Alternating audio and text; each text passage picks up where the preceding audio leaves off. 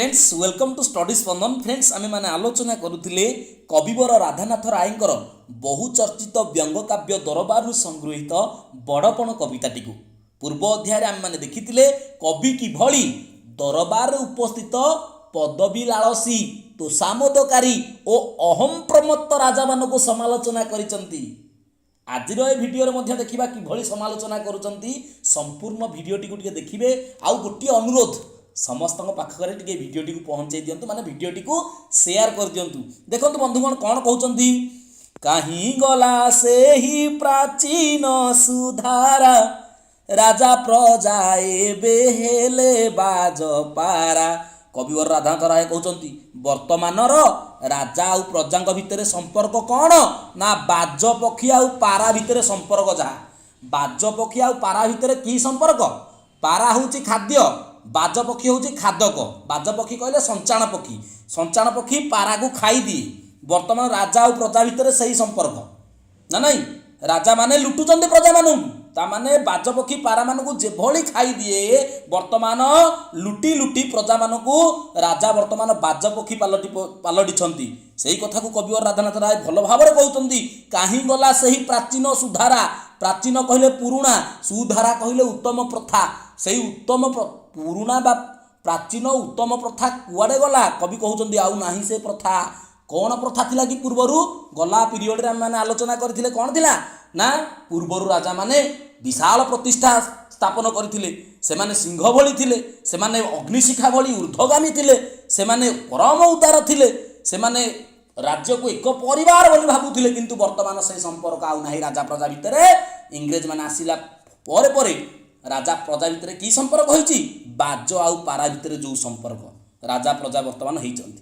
तापर कौन कहते कवि काढ़ी नेला राज भोग अभिलाष प्रजा मुखु तांक श्रमार्जित ग्रास। देखंतु राजभोग अभिलाष पाई जो राजा वर्तमान अच्छा से नामक मात्र राजा ब्रिटिशर्स माने बा विदेशी शासक माने वर्तमान राजा। किंतु एमाने जो राजकर्मचारी राजन्य मंडल अच्छा बुझीपाच ना नहीं से माने केवल राजभोग अभिलाष रे निजकू राजा बोली देखैबा पाई कौन करचंती प्रजा मानक मुहरु तांकर श्रमार्जित, श्रमार्जित कहले परिश्रम द्वारा अर्जित, ग्रास कहले खाद्य। प्रजा माने जो परिश्रम द्वारा जो खाद्य को आनिचंती से तांको प्रजा मानक मुहरु राजभोग अभिलाष पाई निजकू राजा बोली देखैबा पाई तांको मुहरु काढ़ी नौचंती खाद्य। बुझीपारछन ना ताहले राजा माने कौन करचंती वर्तमान राजा माने ना राजभोग अभिलाष रे राजभोग को इच्छा रे राजभोग पाइबा इच्छा रे प्रजा मानकर मुहरु तांकर कष्ट उपार्जित खाद्य को काढ़ी नौचंती राजा माने ना नहीं विभिन्न कर आकार रे हो, विभिन्न प्रकार लुंठन आकार रे हो, शोषण आकार रे हो तांको लुटी चलचंती राजा माने। तापर कौन कहचंती कवि देशी होई तुम्भे आचरिल नीति निर्मम विदेशी सर्वशोषी नीति। देशी होई कविवर राधानाथ राय कहते बारबाटी आज जो दरबार बसी आपण मैंने उपस्थित अच्छा राजन्य मंडली राजकर्मचारी जो अच्छा आपण मैंने सब कौन आपण मैंने पा देशी ए उत्कल माटी ए ओडिशा माटी आपण मैंने जन्म होइचंती हे राजन्य मंडली ना नहीं। तेणु देशी तुम्हें मैंने समस्त देशी किंतु तुम्हें कौन आचरण करुच वेशभूषा रे सिना तुम्हें देशी किंतु तुम आचरण कही दउची कौन आचरिल नीति निर्मम विदेशी।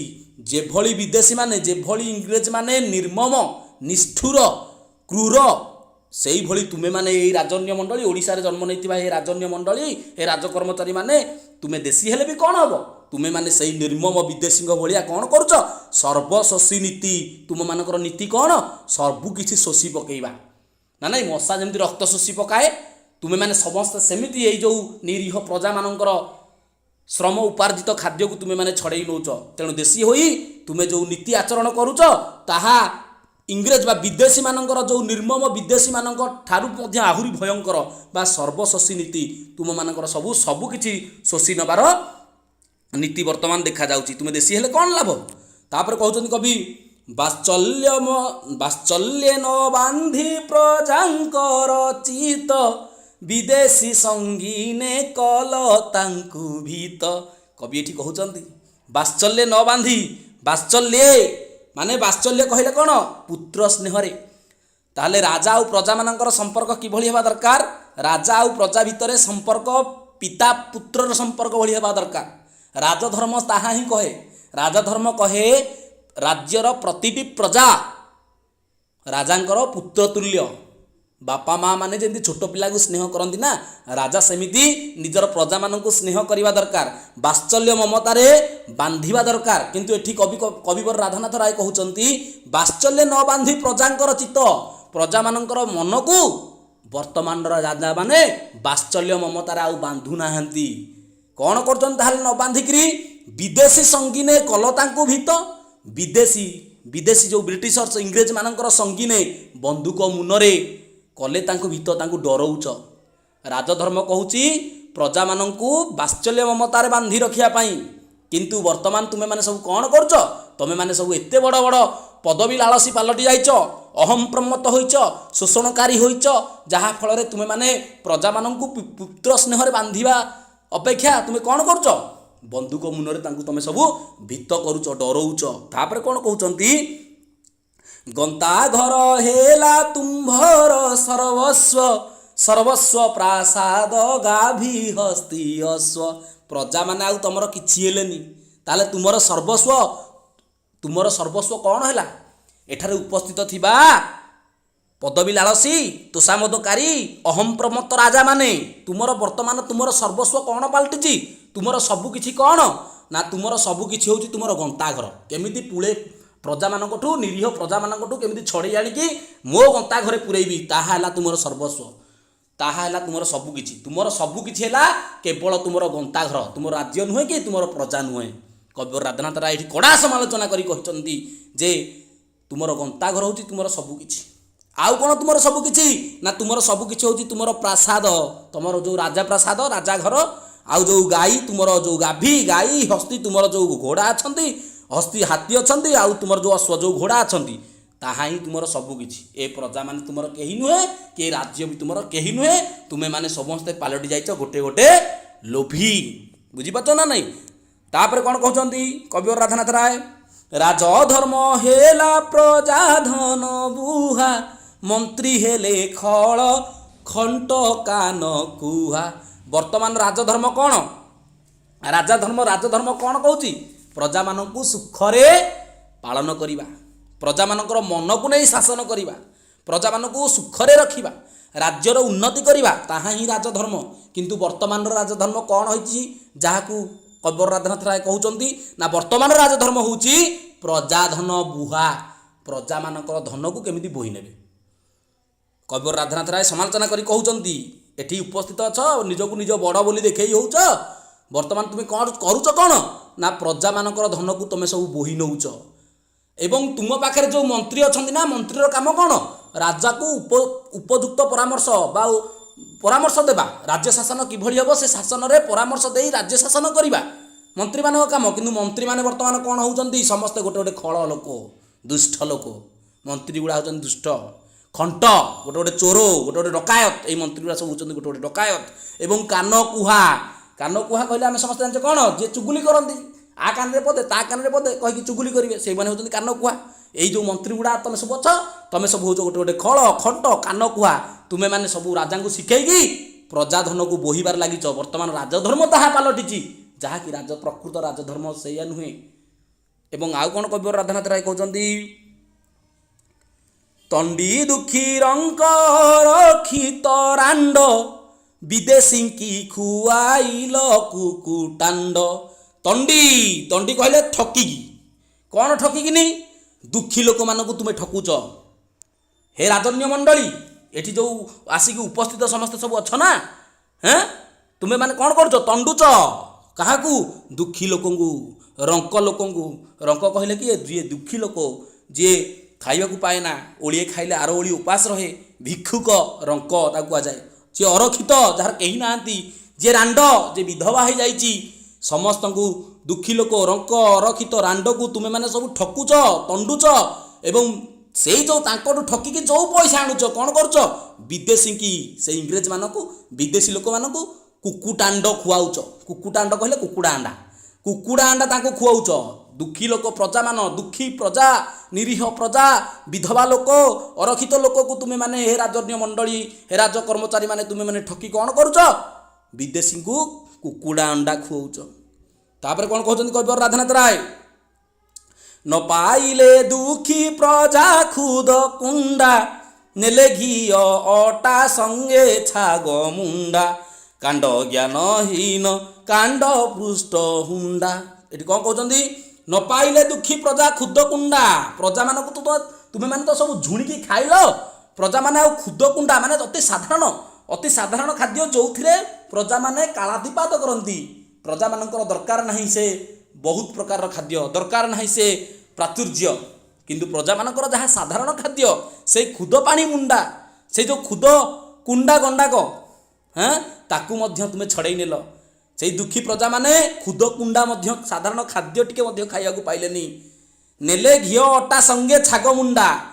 कौन कहते ये कविवर राधानाथ राय नेले घी नेल तुम्हें से घी नहीं जाओ अटा नहीं छेली मांस खासी मांस जोटा को आम छाग मुंडा कहे छेली मांस नहीं कि कौन कर कांड ज्ञानहीन कांड पृष्ठ हुंडा कांड ज्ञान जार साधारण ज्ञान था कहते कांड तोर आम कथार कथार कहूने तोर कांड ज्ञान ना कि हाँ ताने कौन कांड ज्ञान कहले जार साधारण ज्ञान नथिबो बुझीपारछ ना जार साधारण ज्ञान नथिबो सेही भली कांड पृष्ठ हुंडा कहले कौन ना ज्ञान शून्य अस्त्र व्यवसायी कांड हाँ बुझीपारे तो जार साधारण कांड ज्ञान नथिबो सेही भलिया कांड पृष्ठ हुंडा ज्ञान शून्य अस्त्र व्यवसायी मानक ठारू तुमे अस्त्र क्रय करिबारे लागिच अस्त्र किणिबारे लागिच निरीह प्रजा मानक विभिन्न प्रकार जिनस खाद्य द्रव्य छड़ेकी विभिन्न कर खजना आदाय करिकी तुमे माने कौन करुच से मानकू को मानकू ना जो मानकर कांड ज्ञान नाही से कांड ज्ञानहीन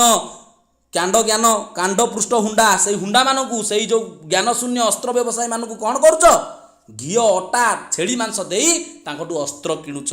आउ कविवर राधानाथ राय कौन कहउचंती अभिष्ट देवता कल लोभ प्रेत नचेतिल खाई विपदर बेत जमा चेतुन तुम्हें माने केते विपदर बेत खाइलणी तथापि तमे माने चेतुन इंग्रेज मैंने आइले विभिन्न प्रकार नीति नियम तुम मान बांधिकी तुम मानक राज्य को नहीं सारे तुमको विभिन्न चक्रांतर फसई सारे केते विपदर बेत तुम खाइच तथापि तुम चेतुन। कविवर राधानाथ राय कहते कौन कहते ना तुम मानकर जो अभिष्ट देवता तुम मानकर जो गृहर बा राजपुरीर इष्ट देवता सी कौन कर से इष्ट देवता को तुम्हें कर सारे कौन लोभ प्रेत तुम्हें माने लोभ प्रेत कहले कौन लोभग्रस्त प्रेत जे लोभ करे तुम मानकर अभिष्ट देवता तुम मानकर इष्ट देवता जे कि तुम मानकर मंगल कामना करती जे कि तुम मानकर पूर्वपुरुष मानक जे कि उत्तम ज्ञान दौले जे कि आशीर्वाद करुले आगक आगक विशाल प्रतिष्ठा करने कि तुम कौन कर सारे लोभ प्रेत कर सारे एवं जेते भी विपदर बेत तुम्हें खाऊच तथापि तुम्हें माने जमा चेतुन यही भाया भाव में कड़ा समालोचना करी कविवर राधानाथ राय कहते तापर कौन कहते आसंतु आलोचना करवा। यापर कहते सदा होई पाप द्रवीण प्रत्याशी प्रजा मध्य पाप वृद्धि की मनासी सदा होई पाप द्रवीण सदा होई सदा कहले सबु बेले तुमे माने होउच कौन होउच पाप द्रवीण पाप द्रव्य प्रत्याशी प्रत्याशी कहले आज आशा करती आशाई तुमे माने सदा बेले पाप धन को पाप द्रव्य को आशा रखुच तुमे माने प्रत्याशी तुमे माने आशाई पाप द्रव्यर आशाई तुमे माने प्रजा मध्य पाप वृद्धि की मनासी प्रजा मानक मध्य तुमे माने कौन करुच पाप वृद्धि की मनासुच तुमे माने मनासी कहले इच्छा करी तुमे माने कौन इच्छा करुच प्रजा मानक मध्य पाप वृद्धि करिया पाई पाप वृद्धि तुम मानकर सदाबेले इच्छा केवल केमिति पाप को मु बढ़ेबी मो पाप वृद्धि तुम मानकर मनासी तुम मानकर कौन मनस्कामना करुच पाप वृद्धि करिवे प्रजा मानक भितरे एवं पाप द्रव्य को आशा करिवे एवं आउ कौन रही थाओ टाकी करी जरिमना धन पुराइबा लागी माल खाना रही थाओ टाकी सदा टाकी रही टाकी रही कौन सदा अनै रही सदा अपेक्षा कर रही कौन अपेक्षा कर रही जरिमना केमिति करिवे प्रजामानक ऊपर केमिति जरिमना करिवे प्रजा माने भूल कले तांगडो केमिति जरिमना करिवे अन्याय अनीति भाबरे केभଳି जरिमना आदाय करिवे विभिन्न प्रकार कर आदाय करिवे ताले सदा बेले सेथि पय टाकी रहिथिबे केतेबेले टिके भूल कले ताक माडी बसिबे बुझि पाछ ना नै रहिथाओ टाकी करी जरिमाना धने पुराइबा लागी मालखाना तमर जो मालखाना अछि तमर जो ट्रेजरी अछि तुमर जो अर्थागार अछि सेठी धन पुरैबो सेठी तुमे माने सदाबेले टाकी की अछ सदाबेले अपेक्षा हे राजन्य मंडली तुमे माने हे राज कर्मचारी तुमे माने सदाबेले टाकी की अछ सदाबेले अपेक्षा करी अछ केमिति जोरिमाना करिकी निजर मालखाना निजर ट्रेजरी घर निजर अर्थागार को धनरे परिपूर्ण करिबा पाई तुमे माने समस्ते टाकी की अछ आउ कोन कहउचंदी धनर लालसा जाग्रते स्वपने धन बिनु नाही आन चिंता मने सबुबले तुमर गोटिए चिंता धन धन धन हाँ मो धन भांगी देई गला मोरी मन धन अच्छा धन कौन ना धनर लालसा तुमर सदाबेले रहुची कहार लालसा धनर लालसा धन प्रति तुम मानकर लोभ रहुची से स्वप्न जाग्रते स्वप्ने तुमे माने चेई थाओ कि तुमे माने स्वप्न देखुथाओ शयने सपने अबा जागरणे सबुबले तुमे माने चेई था कि सोई था सबुबले तुमर गोटिए चिंता केमिति धन पाइबी धनर लालसा सबुबले तुमे माने धन प्रति लोभ करूच आउ कोन धन बिनु नाही आन चिंता मने धन बिनु धन छड़ा तुमर आन चिंता अन्य कोनोसी चिंता आउ मनरे नाही बुझि पाछ ना कविवर राधानाथ राय कहउचंती से स्वप्न रे हो कि तुमे माने चेई थाओ सबुबले तुमर धनर लालसा रहुची